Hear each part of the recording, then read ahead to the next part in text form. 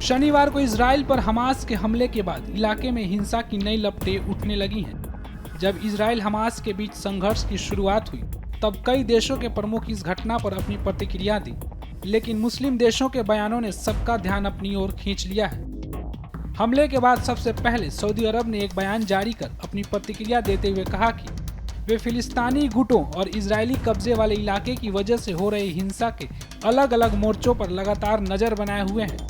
हम हिंसा के गंभीर परिणामों से बचने के लिए संयम बरतने और तत्काल युद्ध विराम की अपील करते हैं।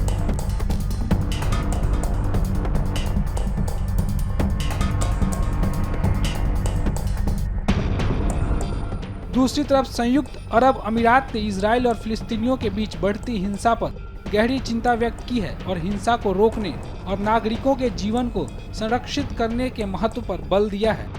वहीं पाकिस्तान ने भी इजराइल फिलिस्तीन पर अपनी प्रतिक्रिया दी है। पाकिस्तानी कार्यवाहक प्रधानमंत्री अनारुल हक काकड़ ने इजराइल फिलिस्तीन में बढ़ती हिंसा पर गहरी चिंता व्यक्त करते हुए कहा कि मध्य पूर्व में बढ़ती हिंसा से आहत हूं, जो फिलिस्तीन पर सवाल उठाने की तत्काल जरूरत को रेखांकित करता है। हम लोगों से संयम बनाए रखने और नागरिकों की सुरक्षा का आग्रह करते हैं।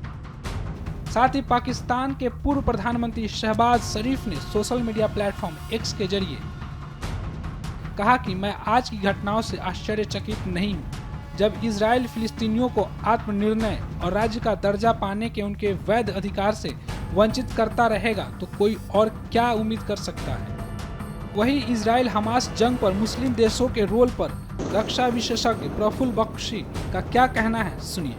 इस समय इजराइल के ऊपर हमला हुआ है, हमास हमला कर रहा है, ईरान इत्यादि कंट्रीज हमास को सपोर्ट कर रही हैं, कई इस्लामिक कंट्रीज सपोर्ट करती हैं पर वो ओपनली बोल नहीं रही हैं।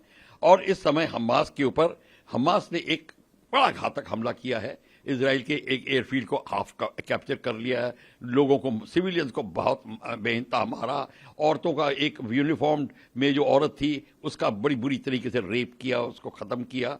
और यही नहीं, उन्होंने बहुत सारे प्रिजनर्स ले लिए हैं। बात यहाँ तक ठीक है। अब नेतन्याहू कहते हैं ये जो अब हम हमला करेंगे, हमला करने का मतलब है लड़ाई, और लड़ाई का मतलब है हम उनके पर भीषण बमबारी करके जगह को ऑक्यूपाई करेंगे।